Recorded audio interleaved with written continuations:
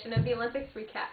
My name's Caroline, and this is Isabel, and we'll be your host for tonight. Caroline, do you remember back in 1931 when Germany beat out Barcelona, Spain for the opportunity to host the 1936 Summer Olympics? Why, of course! It marked the end to Germany's isolation to the world after World War I.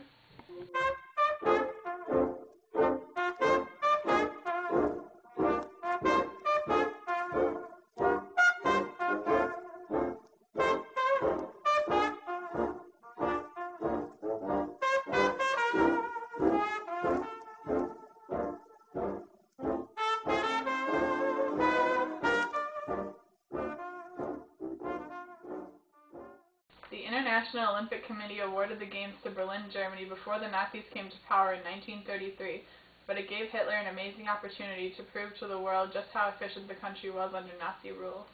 To top off the previous Olympic Games held here in America, Germany built a 100,000-seat stadium, 6 gymnasiums, and many other small stadiums.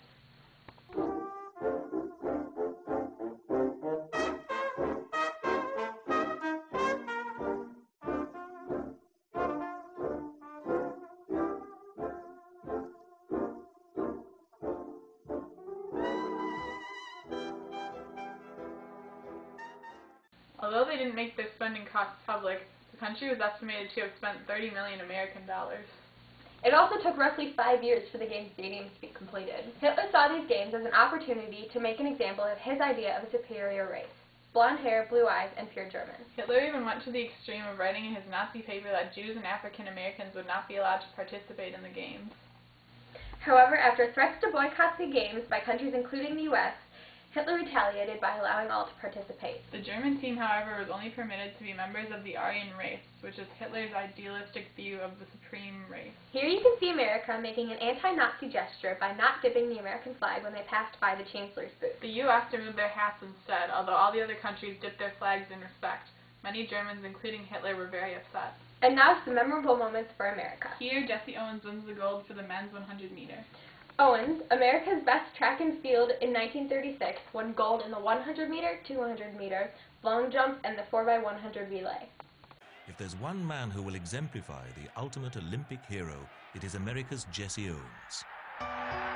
His achievements, though equalled since in the record books, are as remarkable for the dignity and grace in which they were performed as for the barriers they broke. Archie Williams was Owens' teammate in 1936 and the winner of the 400 meters. Surrounded by Nazi propaganda and its doctrine of Aryan superiority, Owens became the dominant figure of the 1936 Games in Berlin. He was cheered every time he entered the stadium and treated like a star.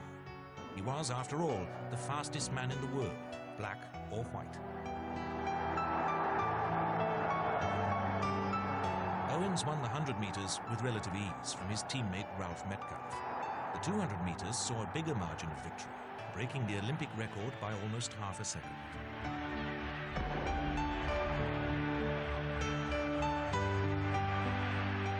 He completed the sprint treble by helping the American 4x100 meter relay team to a 12-yard victory with a world record that would stand for 20 years.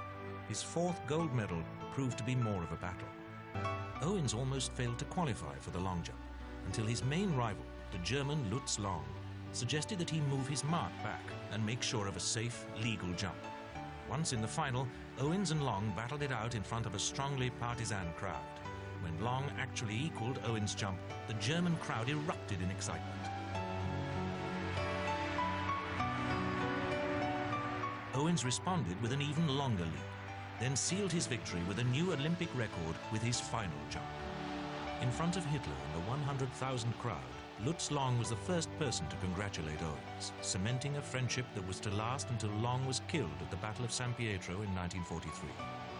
Recalling his feelings at the time, Owens later said, "You can melt down all the medals and cups I have, and they wouldn't be a plating for the 24-carat friendship I felt for Lutz Long at that moment."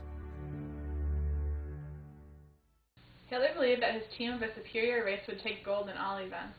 He also believed that Jews and African Americans wouldn't stand a chance against his superior race. Jesse Owens, being an African American, proved Hitler wrong by winning Olympic gold in all 4 of his events against the Nazi superior race. Jesse Owens was born September 12, 1913 in Oakville, Alabama, and he was the youngest of 10 children. As he grew up, he realized he had a passion for running and was nationally recognized when he equaled the world record of 9.4 seconds in the 100-meter dash at the National High School Championship. Owens attended Ohio State University and had to pay for school without any scholarships.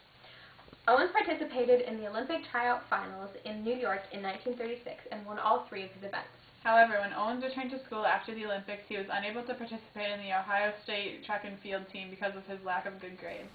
Here, in an interview with Jesse Owens, he answers questions of the media about his plans for after the Olympics.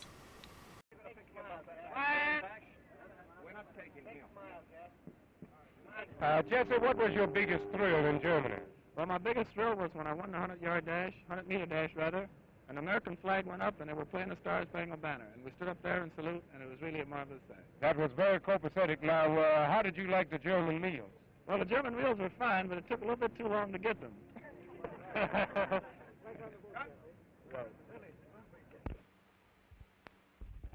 right. Are you ready? Quiet, please. Now, Jesse, this time don't look at Mr. Robinson. Look directly into the camera. Oh, I see. No. All right, go ahead. Jesse, what are your immediate plans? My immediate plans at the present time are I'm going back home. I've got another year in the university, and I'm planning on going back to school and finishing that year. Will you turn professional? I don't know. I don't know what I'm going to do yet. I've got another year in school, and I can't explain that at the present time. What about your suspension? My suspension, I really couldn't say. I don't know anything about it at all. I haven't had any official word from it. I've been on the boat for 4 days, and I really don't know what it's all about. Are you? Hold it now. Where's your paper? Oh, what are you saying? No, what are you saying? Will you turn professional? What are your immediate plans?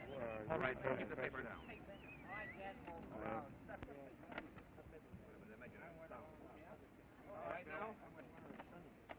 Jesse, what are your immediate plans? My immediate plans now are to return to Ohio State University and finish my college, my last year in college.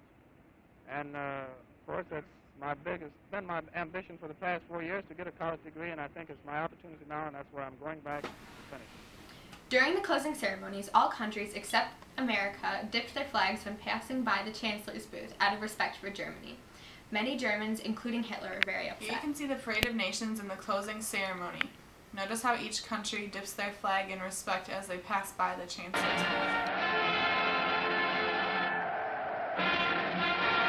This was the final act of the drama that was almost impossible to believe. Once again, we marched in the Parade of Nations. Into the darkened stadium came the team and standard bearers from 53 nations. Just as in the opening ceremonies, nation after nation dipped its colors as it passed in review in front of Chancellor Hitler's box. Again, every nation but one. The setting was magnificent, beautiful. Here we were, young men and women, more than 5,000 of us, gathering together for the last time. On opening day, we made a pledge. We swear we will take part in the Olympic Games, in loyal competition, respecting the laws that govern them, for the honor of our country and the glory of sport. The 1936 Berlin, Germany Olympics gave Hitler a very good opportunity to prove how controlled and well-operating the country was under the Nazi rule. At the end of the Olympics, the final medal count was Germany with 89 to the United States with 56. Germany held 33 gold, 26 silver, and 30 bronze, while the United States had 24 gold, 20 silver, and 12 bronze. Thank you for watching this year's edition of the Olympics Recap. Stay tuned for Weather Live at 10.